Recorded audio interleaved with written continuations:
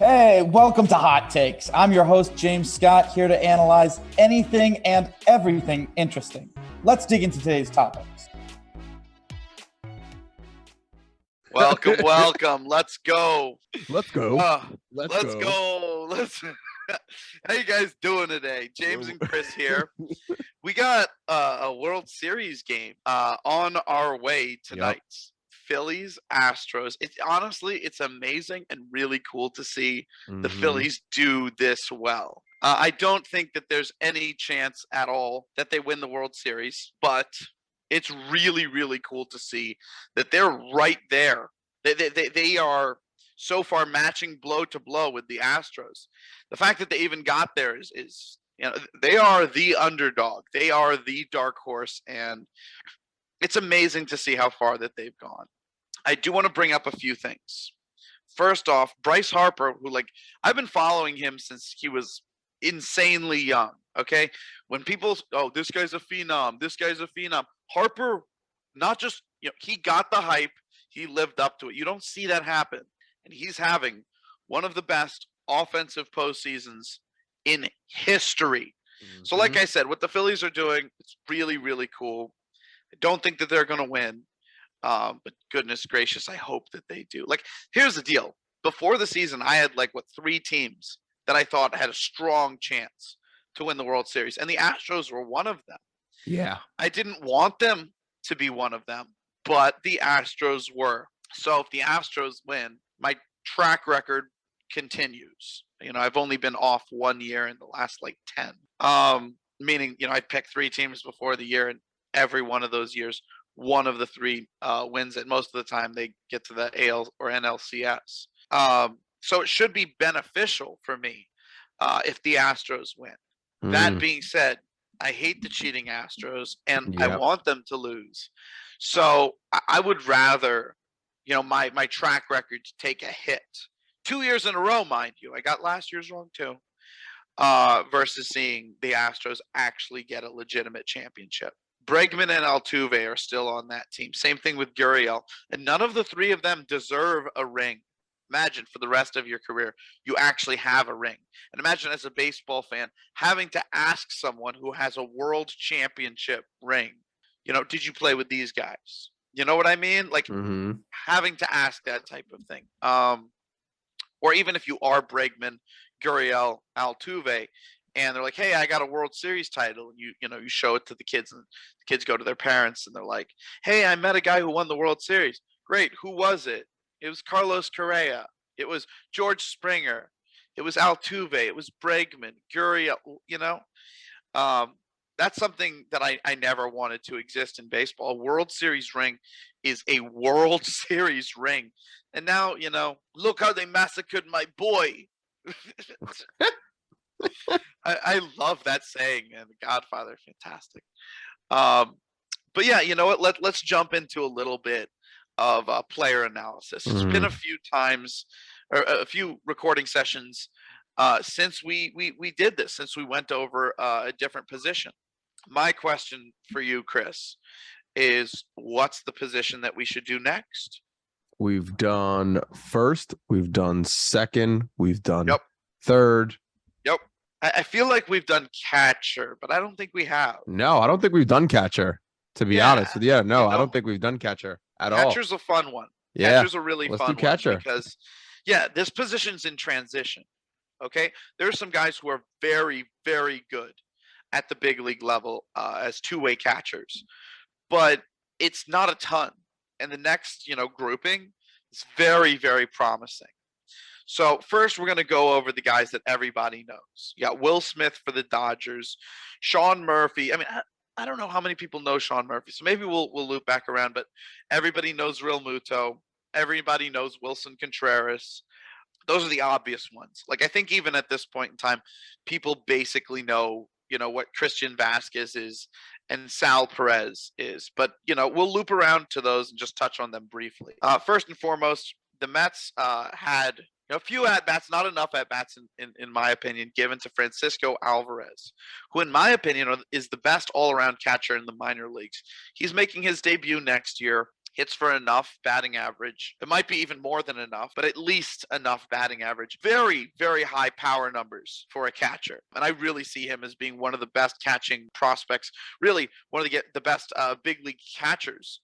Period. Moving forward, I have big hopes for him. I love the player. I love the talent. Then you have Matt Waiters Redux, aka Adley Rutschman. Now, Matt Waiters, when he was in the minors, they called him Joe Mauer with power, and he never ended up developing into that. He ended up being a workable catcher who could switch hit. Rutschman, however, is a very similar profile. Great defensive catcher, switch hitter with power. However, his swing mechanics are drastically different to Matt Waiters' swing mechanics, and they get the bat behind the ball instead of under the ball a lot better. And I think he's definitely going to, be a guy who hits for a decent batting average, especially for a catcher. But as he stays in the league and he starts getting tiny bit underneath the ball, the power will arrive. The power is going to come in the future. For a guy who's a switch hitter, who's got this great of an idea of a strike zone, who's got that type of swing, and his physicality's absolutely ripped. Big hopes in the future for this guy. There is a chance that Rutschman ends up being better than Alvarez. I still like Alvarez better. I think Alvarez is going to remain an aggressive hitter. But the reason why Rutschman has a shot is because as a switch hitter, Rutschman mainly bats lefty. Do not see very many lefty hitting catchers. You just don't see it. And sometimes you'll end up seeing a guy, okay, sure, he hits lefty, but he can't defend or something along those lines. Rutschman's going to be able to do both. So while I like Alvarez's power to a much higher degree, and I like how much of an aggressive hitter he's going to be, Rutschman, because of him being left-handed, in some years might have the edge. Moving on to Sean Murphy. I was thinking, how many people know Sean Murphy? He's been good.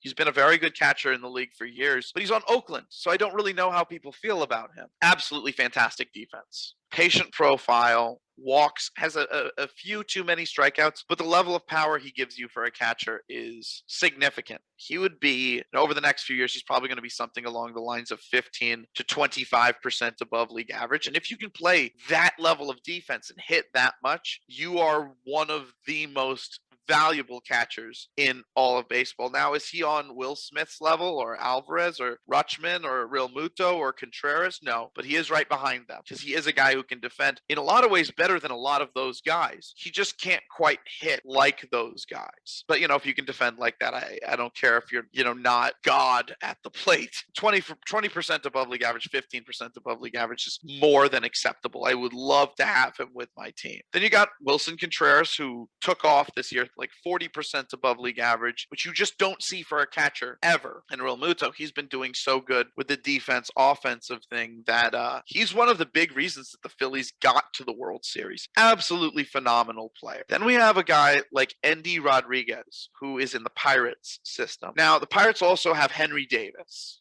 okay, who we'll go over in a minute, but, better player. Rodriguez, however, while he can definitely play a good catcher, has shown that he can basically play everywhere else on the diamond, except for, I'd say, shortstop. Yeah, that sounds about right. So as a guy who is a very good catcher, who can also do all of these other things and hit at the same time, there's no way I could not keep him on this list because he's a good defensive catcher while being able to do all of this other stuff and hit at the same time. I think nobody's talking about him right now. Then you have Gabriel Moreno, who by most publications is a top 15 prospect in the entire sport. In my opinion, the level of power that Moreno can hit for is significant. However, he's going to need to learn how to either pull the ball or get under the ball first. His swing is very wristy. He uses his wrist in a certain way that allows him to get to different pitches and drive those pitches, but he could hit for significantly more power if he learns how to get the bat head out front at contact. And he's young enough where he's got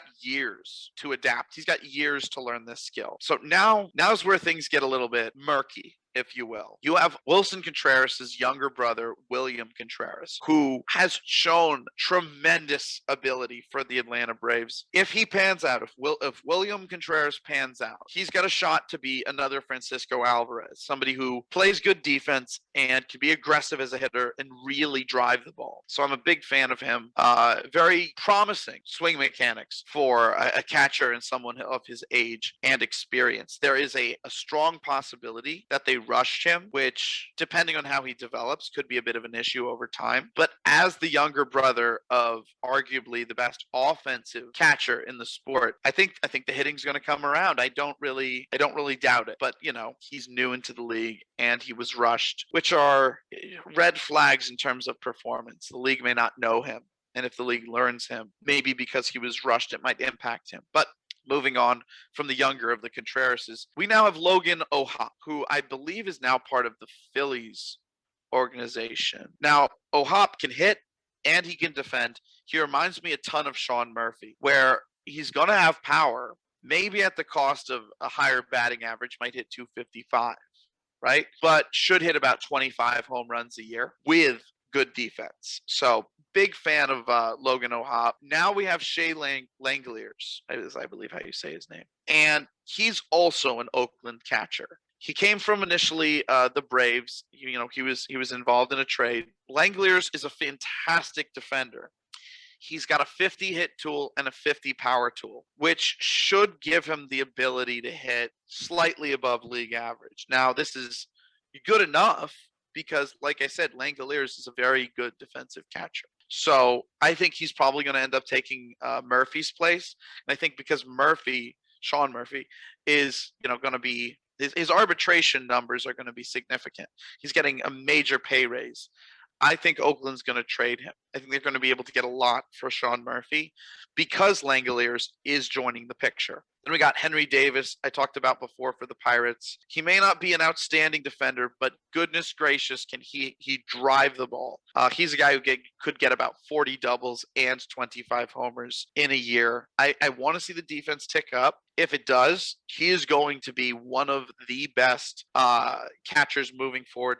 He kind of reminds me of the Will Smith profile, where the defense is good enough, but the offense is so much that that's a great catcher. Posada was kind of like that too, where the defense was good, but the offense was so good that was the real reason why you had him there. Then we got Diego Cartaya, patient hitter, strikes out, still's got to tweak a few things. He's in the Dodgers organization. I think he's getting overrated right now, but certainly his ceiling is sky high. Ceiling is the roof. You got MJ Melendez, lefty hitting catcher, good defense. There's a high likelihood they're going to transition him to third base because they still have Sal Perez. But I do like Melendez if you're able to play him every day, full year, moving forward. Within 3 years, he'd really acclimate and be quite a hitter. Then you have Daniel Susac, who is the younger brother of Andrew Susac. The offense looks there. The defense, I feel like people are underrating. I think he does have the ability to rise quickly through the minor leagues and be one of the top 8 to 13 catchers in the sport. Dalton Rushing, he was just taken in the draft as well. I think he's incredibly underrated. I think he can be what Dalton Varsho would be if Dalton Varsho could stay at catcher. I think the catching defense is good, but I think when you combine that with the offense, it's a well-rounded picture. There's going to be power there. I'm not sure there's going to be very much batting average there, but he can play catcher. Not going to, stun you, but is going to be steady and good enough on an everyday basis where if he had the right coaches, he could really stand out. If he had the wrong coaches, he'd still be very good. Now we're running into the end of the catcher list. We have Jefferson is, I believe, how you pronounce it. Huero. He is a catcher in the Braves system. He's young. There's definitely growth to happen here, but he can defend and he can hit. If he takes a step forward, he could be a superstar. As is, he should be a slightly above average regular. Then we got Kevin Parada, who was drafted by the Mets. I'd like to see him stay at catcher. My thoughts is, seeing how he moves, he should move to third base. But given that the Mets have Beatty there, it wouldn't surprise me for Parada to be a trade candidate. They already have Alvarez at catcher. So if you're another team, you need catching help, talk with the Mets about Parada because they may not have room for him. You have Alejandro Kirk, who short-term is a catcher who can play enough defense and who can hit. That being said, he's not going to stay this way. He's 5'8", 300 pounds. Eventually, he's going to slow down and not be able to stay at catcher. He doesn't really hit enough to be significant at really any other position, at least long term. Short term, he hits for batting average and power, but once the league gets to know him, I think that Kirk is going to be a very valuable role player. Backup first base, backup catcher, backup DH. So there is a role for him moving forward. I just don't think he's going to be an everyday plus catcher more than 1 to 2 years in the future. We got Christian Vasquez. Definitely defensive first catcher, one of the best defensive catchers in the major leagues. The hitting is hit and miss. Some years it's good, some years it's not workable. He is one of the worst base runners in MLB, but if you can hit, you can play that level of defense at catcher, I'll work with it. I'll you do what you can to stomach the effects, You got Sal Perez, swings at everything, hits for a lot of power for the amount he swings, isn't quite that guy anymore. Defense is more adequate than plus. I think in bigger moments he's going to stand out. But because of those things, it'll up his profile into just enough hitting and just enough defense. And if you have just enough in both, you're fine. Even though he's nearing, the serious decline years, I can work with him for the next 2 years, similar to Kirk. You got Harry Ford, who is unbelievably athletic catcher in Seattle's system. I do think that given how athletic he is, I think he even has a shot of moving to center field. But Seattle's going to have to figure that out fairly quickly. Either they take a longer path with development or they move him to center field, and he comes up very shortly. Last three, Christian Bethancourt. He's a guy who he played in Korea. He was a top prospect in the U.S. before that. He was rushed up to the big leagues. He was very much seen as a guy who has a cannon of an arm. He could be a great defensive catcher, but he couldn't hit a lick. And then somewhere in there, he tried to be a reliever, and he was okay at being a reliever. This last year, he went back to being a catcher, really started hitting, and now Tampa Bay has him starting every single day. So this guy has clawed tooth and nail to be a good everyday catcher. And now at 31 years old, he finally is. So totally take off my hat to Christian Bethancourt. Absolutely insane story. Then you have Cal Raleigh of the Seattle Mariners. Part of the reason why Harry Ford might have to move off of catcher is Raleigh can hit and he can really defend. If there's any sort of decline on his offense, it's going to be the type of decline where he can't hit righties and is completely producing his numbers off of lefties. But even with that, with the level of defense he has, the amount of power that he would exhibit, even with those mulligans, if you will, one of the 10 best catchers in the sport. I think it's fairly easy to say that because I do think he's going to stay healthy every single year. Last catcher on the list, Jose Trevino of the New York Yankees. Is he going to hit righties? Not at all. Is he going to hit lefties? He's going to hit lefties enough. How's his defense? He's got some of the 3 best defensive numbers of any catcher in baseball this year. So if you can defend on that caliber at this position, even if you're only hitting lefties, you make the list.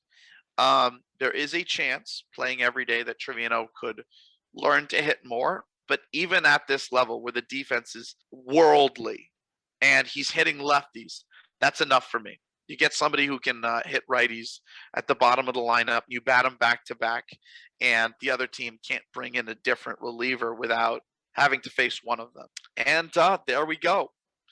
That is the full list of catchers that are on the player list moving forward next year, the year after that. I think I briefly mentioned this when we first started working on these, that a lot of this is catchers moving or players moving forward for the rest of their careers. But it is important to note that if you have a for sure talent, which is the most valuable thing in the big leagues, understanding how valuable that talent can be for you in the short term, it boosts guys like Vasquez and Perez profiles.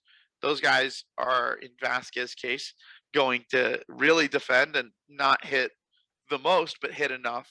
And in Perez's case, he's going to be a workable defensive catcher who shows up in big moments. He's going to be a workable offensive player, specifically against lefties, but he's going to show up in bigger moments because that's who he's been in the past and as an aggressive hitter. So these types of things, even though I wouldn't want, Sal Perez or Vasquez, 2 years from now, in the next 2 years, they both give you more than enough at catcher to be a World Series caliber catcher. All right. Goodness gracious. We are making our way through this list. I'll tell you, Chris, I absolutely love how early this list got done. It's going to make this offseason so fun because once we go through the player list for you guys, we can one at a time, when we're talking about different teams, bring up which guys on those teams are on the player list, just to show, if these are your guys that you can depend upon. Who should you get? Do you need a second baseman? Do you need a left fielder? And then even if we're not talking about that, if you go to the ball game and you're not interested in, how teams get put together, you're just trying to have fun, then you know who to watch. You go to a ball game, you're sitting there for 3 hours talking with your friend, having a hot dog. If you know who to watch, then, you could talk to your friends when terrible people are playing. And then when it's your boy, eyes on, you know what I mean? So I'm hoping that this can really help you guys out with regards to your fandom and how much you enjoy this sport. And Chris, we're going to hit them, I think, with left field on the next one. Yep. Making our way through the outfield. Making my way downtown. Walking Don't listen to me. Faces past and we're homebound. No. On that note, on the note of us losing our sanity, we'll see you on the next one. We'll see you on the next one. Go. Let's go.